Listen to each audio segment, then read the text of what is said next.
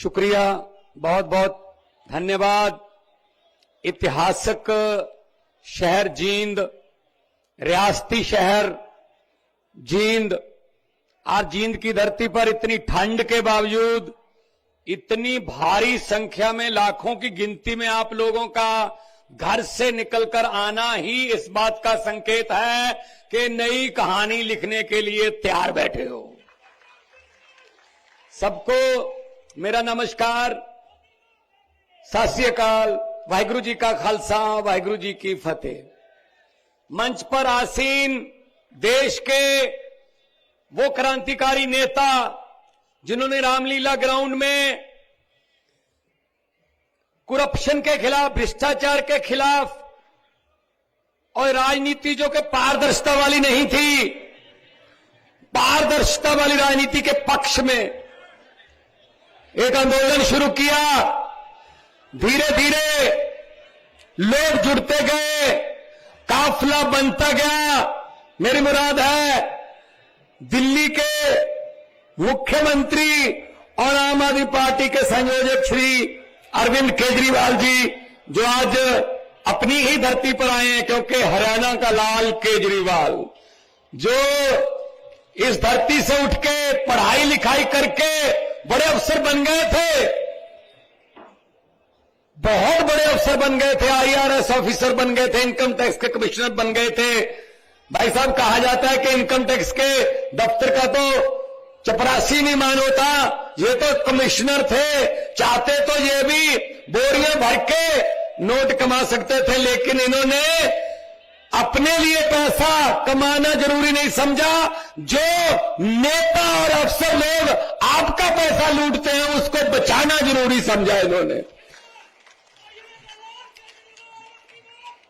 तो इन्होंने इस्तीफा दिया, राजनीति में आए, पता नहीं क्या होगा। बड़ी बड़ी पार्टियां थी, कोई पैसा नहीं था पार्टी के पास, कोई संगठन नहीं था, जिसको कहते हैं अंधेरे में तीर चला दिया। लेकिन जब दिल से तीर चले, भगवान साथ में हो, तीर निशाने पे लग गया, बिल्कुल निशाने पे लग गया और भ्रष्टाचारियों को बहुत चोट पहुंची। दिल्ली के मुख्यमंत्री बने, दोबारा दिल्ली में 15 में चुनाव हुए, 70 में से 67 दिल्ली के दोबारा मुख्यमंत्री बने। फिर 20 में चुनाव हुए, 70 में से 63 फिर मुख्यमंत्री बने। धीरे धीरे उनके कामों की गूंज पंजाब पहुंचने लगी, तो 2022 के मार्च में रिजल्ट आए, 117 में से 92 सीटें आई पंजाब में। ये बिल्कुल आपके बगल में पंजाब है। क्योंकि जब अरविंद केजरीवाल जी के साथ हम जाते थे, जैसे कि आज हम आए हैं दोनों, ऐसे ही पंजाब जाते थे, इलेक्शन के समय हम लोग गारंटी देते थे, अरविंद केजरीवाल जी गारंटी देते थे कि बिजली का बिल नहीं आएगा, एक बार मौका दे दो, बिजली का बिल 0 आएगा। देखो, गारंटी थी। तो विपक्ष वाले कहते थे पैसा कहां से आएगा, हमने उनको बताया नहीं, लेकिन आज हम बता देते हैं पैसा उन्हीं में से आ रहा है, क्योंकि उन्होंने बहुत लूटा हुआ है, बहुत कमाया हुआ है। हमने वो लीकेज बंद कर दी, पैसा खजाने में आ रहा है। 90% पंजाबियों को बिजली का बिल 0 आ रहा है। ये आपके सामने 1 लाख बिल पड़े हैं, ये देख लो।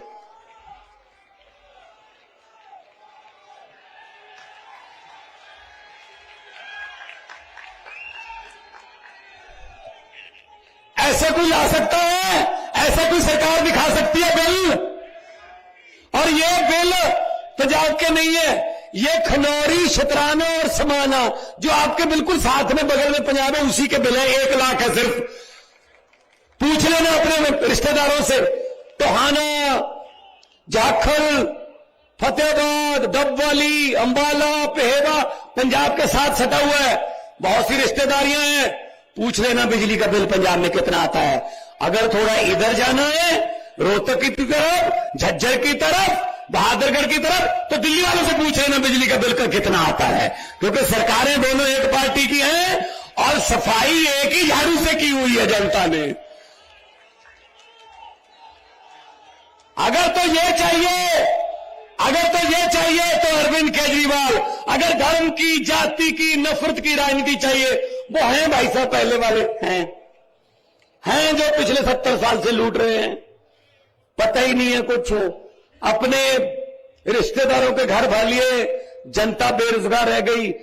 आपको सुन के हैरानी हो गई, अभी 20 महीने हुए हैं पंजाब में सरकार बने हुए, 20-21 महीने हुए हैं, 42,000 नौकरियां देके आपके सामने खड़ा हूं, 42,000 सरकारी नौकरियां।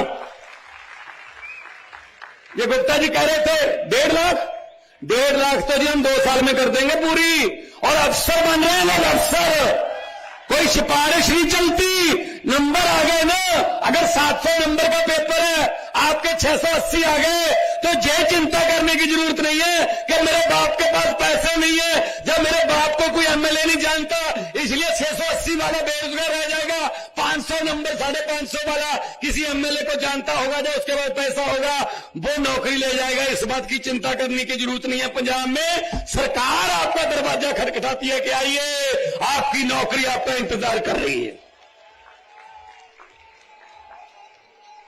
काम करने हैं तो ऐसा करो, वरना ना करो। हम लोग तो अपने, मैं कलाकार था, बहुत फेमस कलाकार था, मुझे कोई पैसे की कमी नहीं थी। मेरे साथ के जो साथी हैं मेरे कलाकार, बहुत अच्छे अच्छे फिल्मों में पैसे कमा रहे हैं। अरविंद जी अफसर थे, गुप्ता जी हमारे बहुत बड़े चार्टर्ड अकाउंटेंट, बहुत सारे, ये संदीप पाठक जी, ये हमारे आईआईटी के प्रोफेसर, लंदन से पढ़े हुए प्रोफेसर थे आईआईटी के, और जितने भी हमारे बैठे नेतागण, ये कोई ना कोई काम छोड़ के आए हैं भाई साहब, ये कोई ना कोई काम छोड़ के आए हैं। और हम आपको बताना चाहता हूं, मैं 92 में से पंजाब में 80 पहली बार एमएलए बने हैं, 92 में से 80। और एक बात और बताना चाहता हूं, हम लोग तो मिट्टी से आए हैं भाई। एक बार पत्रकारों ने मुझसे कहा आप बहुत ऊंचा चले गए, मैंने कहा जी क्या हो गया फिर, आपको डर नहीं लगता? मैंने कहा किस बात का?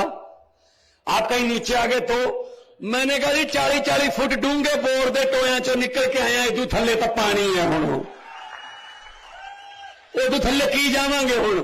ना हमें गहराई से डर लगता है, ना हमें ऊंचाई से डर लगता है। डर लगता है तो उस भगवान से डर लगता है कि वो जितनी इज्जत बना के रखी है इतनी ही कायम रख दे, भले ही बढ़े ना लेकिन कम ना हो, उस इज्जत को बचा के रखे, समत बख्शे, जनता के पक्ष में फैसले लेने वाला पेन जनता के पक्ष में ही चलता रहे, यही दुआ करते हैं।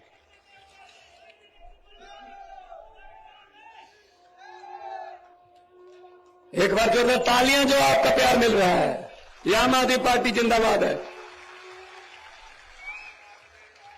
ये क्या समझते हैं अपने आप को? इनको लगता है हमें कोई हरा ही नहीं सकता, कई पीढ़ियों से जीत रहे हैं हम, हमें नहीं कोई हरा सकता, हमारा दादा भी परदादा भी था, आगे हमारा बेटा आ रहा है, आगे भतीजा आ रहा है, आगे भूआ फुफ्फा सब आ रहे हैं, कोई हरा ही नहीं सकता। ये गलतफहमी में थे।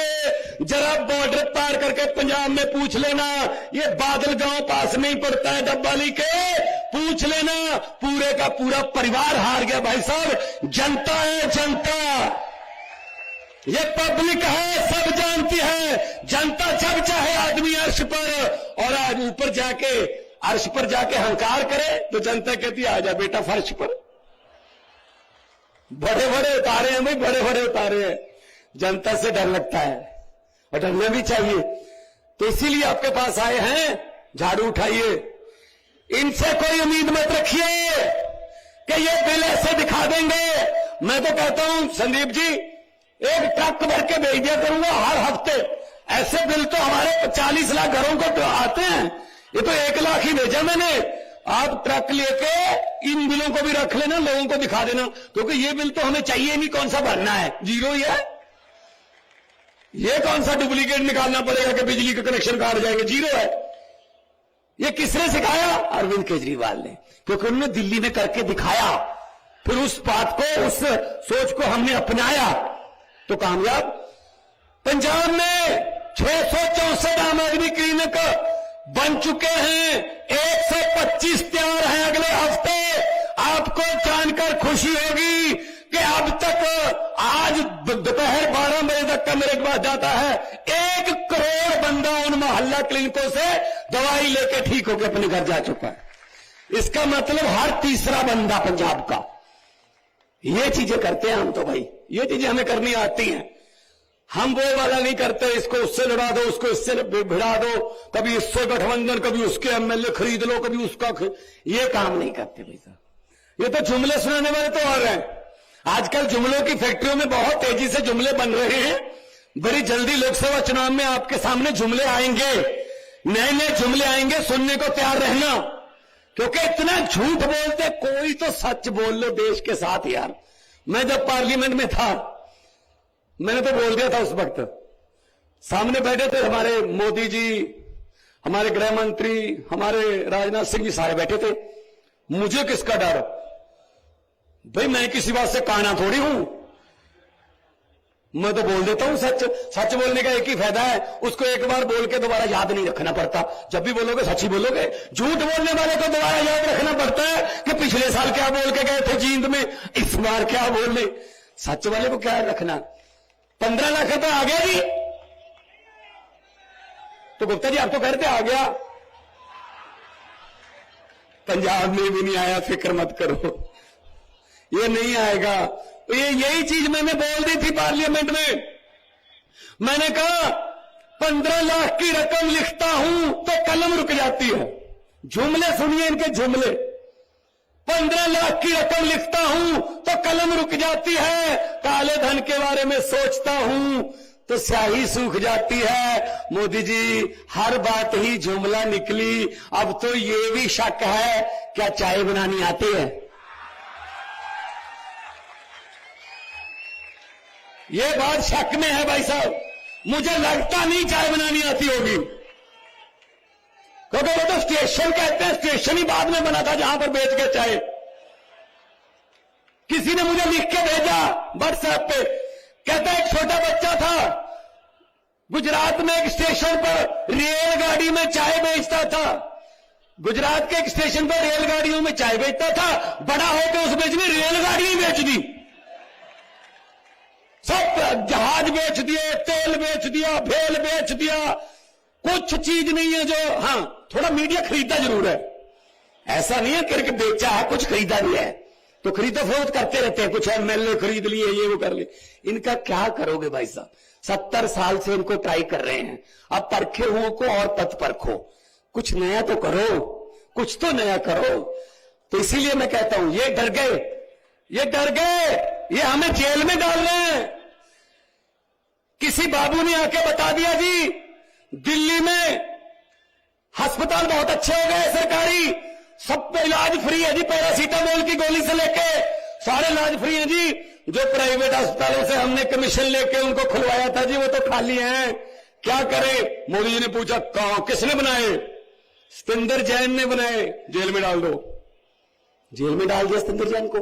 फिर कोई आया जी स्कूल बहुत अच्छे कर दिए, स्कूलों में प्राइवेट से निकाल के बच्चों को सरकारी स्कूलों में दाखिला करवा रहे हैं बच्चे मापे। हमारे वाले प्राइवेट वाले कमीशन वाले खाली हो रहे हैं जी। तो पूछा साहब ने किसने बनाए? जी मनीष सिसोदिया ने। जेल में डाल दो। जेल में डाल दिया। फिर बताया किसी ने जी अरविंद केजरीवाल हरियाणा भी जाता, मध्य प्रदेश जाता, जहां भी जाता है बीजेपी का सुपड़ा साफ हो जाता है जी, बहुत बड़ी बड़ी रैलियां हो रही हैं जी। तो उसने कहा अच्छा ईडी का नोटिस भेजो, जेल में डाल दो। ये हमें ऐसा डराते हैं। संजय सिंह को जेल में डाल दिया, हमें ऐसा डराओगे आप? जेल से डराओगे? हम वो पत्ते नहीं। यहां पे बीजेपी वाले भी आए होंगे, 2-4 तो आए होंगे ना। आते हैं, देखो आते हैं वो, उनको आना पड़ता है, बताना होता है ना कि क्या हो रहा था, किसने क्या बोला, नारे कितनी जोर से लग रहे थे, तालियां कितनी जोर से बज रही थी, उनको बताना पड़ता है। अगर है ना यहां पे, मैं उनको ये बात कहना चाहता हूं कि भगवंत मान जींद आया था, ये बात बोल के गया था कि हम वो पत्ते नहीं जो शाख से टूट कर गिर जाएं, हम वो पत्ते नहीं जो शाख से टूट कर गिर जाएं। बीजेपी की आंधियों को बोल दो औकात में रहें। हमको डराने की कोशिश मत करो, हम किसी और मिट्टी के बने हुए हैं। हम देशभक्त लोग हैं, हम नेशनलिस्ट लोग हैं, हम झंडे को प्यार करते हैं, देश को प्यार करते हैं। ये पंजाब ही है, छोटा भाई है पंजाब का, हरियाणा, इकट्ठे ही थे सब। भाई साहब बॉर्डर तो हमारा लगता है ना 532 किलोमीटर पाकिस्तान के साथ। हमारे अग्निवीर, हमारे फौजी जवान खड़े हैं ना अपना सीना तान के। गोली जब भी देश की तरफ आती है पहले हमारे सीने में आती है। भाई साहब इनको क्या पता है यार देश का। ये हमें देशभक्ति के सर्टिफिकेट बांटने वाले कौन होते हैं ये। तो इसलिए मैं कह रहा हूं, उठो जागो, ये मत कहा करो हमने क्या लेना है। भाई हम नहीं लेना है। अगर भगत सिंह ये सोचते हमने क्या लेने का, याद होते लाला लाजपत राय जी का आज उनका जन्मदिन है। आज लाला लाजपत राय जी अगर सोचते मैंने क्या लेना है, उन्होंने लाठियां खाई थी अंग्रेजों से। अरे भाई साहब उन्होंने खून दिया हमारे लिए। हम क्या कर रहे हैं, हम कुछ भी नहीं करना, कोई गोली नहीं चलानी, कुछ नहीं करना। एक ऐसा बक्सा होता है जिस दिन वोट पड़ेंगे ऐसी होगा, पर्दा लगा होगा, एक बटन दबा देना, झाड़ू वाला बटन दबा देना और उसमें से एक आवाज आएगी, टी ऐसी आवाज आएगी। उसको मशीन की चीख मत मानना, उसको बीजेपी और कांग्रेस वालों की चीखें मान लेना बस। इन्होंने हमारी चीखें बहुत निकलवाई हैं, बदला लो इनसे। और कोई चारा नहीं है, और कोई चारा नहीं है। तो पंजाब में नौकरियां मिल रही हैं, पंजाब में बिजली आम है। एक बात और अच्छी हुई पंजाब में, आमतौर पे क्या होता है, सरकार आती है, सरकारी इदारों को घाटे में दिखाती है, अपने दोस्तों को भेज देते हैं। लेकिन पंजाब सरकार ने उल्टी गंगा बहाई है। 1 जनवरी को अनाउंस किया, अभी अरविंद केजरीवाल साहब जाएंगे, उसका पूर्ण रूप में हमारे अंदर जो काम करेगा वो गोविंदवाल साहब, खडूर साहब ने गोविंदवाल साहब वाला थर्मल प्लांट प्राइवेट सरकार ने खरीदा है कि हम चला के दिखाएंगे इसको। आपसे नहीं चल रहा, हम चला के दिखाएंगे। नीयत साफ हो तो सब कुछ हो सकता है। इसीलिए आपके पास आए हैं कि आप साथ दीजिए और जनता का साथ आएगा। हम तो जनता के लिए काम करने वाले लोग हैं। हम कोई लॉबिंग करने नहीं आए। हमारा कोई रेते की खड्ड में हिस्सा नहीं है, हमारा कोई बसों ट्रांसपोर्टों में हिस्सा नहीं है, हम कोई किसी व्यापार में हिस्सा नहीं डालते। हिस्सा डालते जरूर है लेकिन जनता के दुखों सुखों में हिस्सा डालते हैं। सियाने कहते हैं खुशियां बांटने से दुगनी हो जाती है और दुख बांटने से आधे रह जाते हैं। हम आपके दुख आधे करेंगे, खुशियां दुगनी करेंगे। और इतना प्यार आप लोगों ने दिया, दिल से ये बात निकल रही है कि अक्सर लोगों को कहते सुना है जिंदा रहे तो फिर मिलेंगे, लेकिन इस पंजाबी दिल ने कहा है मिलते रहे तो जिंदा रहेंगे। मैं तो आता जाते रहूंगा। संगरूर, ये संगरूर की धरती से तो निकले हैं। ये जींद रियासत, ये रियासत की राजधानी संगरूर थी। पेप्सू के समय बुजुर्ग पुराने बैठे हुए याद होगा। तो आपसे आग्रह है, दोनों हाथ ऊपर उठा के ऐसे नारे लगाओ कि इधर तो चलो अपना ही राज है, इधर दिल्ली में उनका है ऊपर वाला राज। वहां तक आवाज पहुंचे और उनके दीवारों के और उनकी खिड़कियों के जो शीशे हैं ना वो थोड़ा कांपने लगे कि हाँ यार आज जींद में कुछ हो रहा है। दोनों हाथ ऊपर उठा के इनकलाब, थोड़ा सा और कर दो, रोहतक तो टपाओ ना। इनकलाब, भारत माता की वंदे, बोले सोनिहाल। बहुत बहुत धन्यवाद, बहुत बहुत मेहरबानी, इतने प्यार सत्कार से सुना। जिंदा रहिए, लंबी आयु हो आपकी, खुशियां आए, तरक्कियां आए। बहुत बहुत धन्यवाद।